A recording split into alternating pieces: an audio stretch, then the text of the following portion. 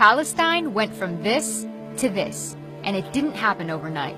Up until the early 1900s, Palestine was part of the Ottoman Empire, a religiously diverse land where Muslims, Christians, and Jews lived alongside each other. Then, things begin to change, with the start of the Zionist movement in Europe calling for the establishment of an independent Jewish state, ideally in Palestine. The first wave of European Jews start to immigrate. By the end of World War I, the Ottoman Empire collapses and Palestine is under British rule. It's 1917. Britain declares its support for a Jewish homeland in Palestine. The number of Jewish settlers grow, fueling tensions between the Arabs and the Jews. The violence between the two sides caused Britain to bow out and let the UN take over. The UN approves of a plan to split Palestine into two states: Jewish Israel, Arab Palestine. The city of Jerusalem, which is sacred to Muslims, Christians, and Jews, is now a UN-controlled international zone. Jews accept the UN partition plan and declare independence as the State of Israel. But neighboring Arab countries object to the land takeover. This marks the beginning of the First Arab-Israeli War. Israel is victorious and makes a grab for the land intended for the Palestinian state under the UN. The land gets divided into three parts. Jordan occupies the West Bank and East Jerusalem, Egypt occupies Gaza, and the State of Israel takes 78% of historic Palestine, including West Jerusalem.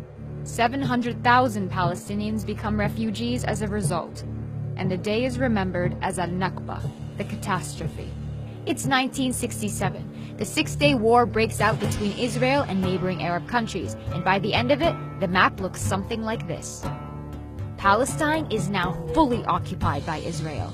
Despite the absence of a formal peace treaty, things start simmering down. Then Israelis start settling into Gaza and the West Bank, resulting in an Israeli-Palestinian struggle that gives rise to the PLO, the Palestinian Liberation Organization. Their main goal? To liberate Palestine from Israel by any means necessary. Fighting goes on for years. The PLO eventually accepts dividing the land between Palestine and Israel, but the conflict doesn't end there. More settlers make their way into Israeli-occupied Palestinian territories. The international community considers this illegal. The frustration of the Palestinians leads to an intifada. As a result, Hamas is born, a political movement determined to fight against Israeli occupation of the West Bank and the Gaza Strip. The United States, Israel, and the PLO signed the Oslo Agreement to split the West Bank into three sections. Area A, under full Palestinian control. Area B, under joint Palestinian-Israeli control. And Area C, under full Israeli control. But the solution creates a problem. Area C contains the majority of West Bank's agricultural land, water, and minerals. Palestinians have limited access to these. Further peace talks prove unsuccessful. Palestinians lose hope, resulting in the Second Intifada, and Israel begins building walls and setting checkpoints to control Palestinian movement. It's 2005. Israel withdraws from Gaza, but continues settlements in the West Bank. Hamas gains power in Gaza and splits from the Palestinian Authority, seeing it as being too secular.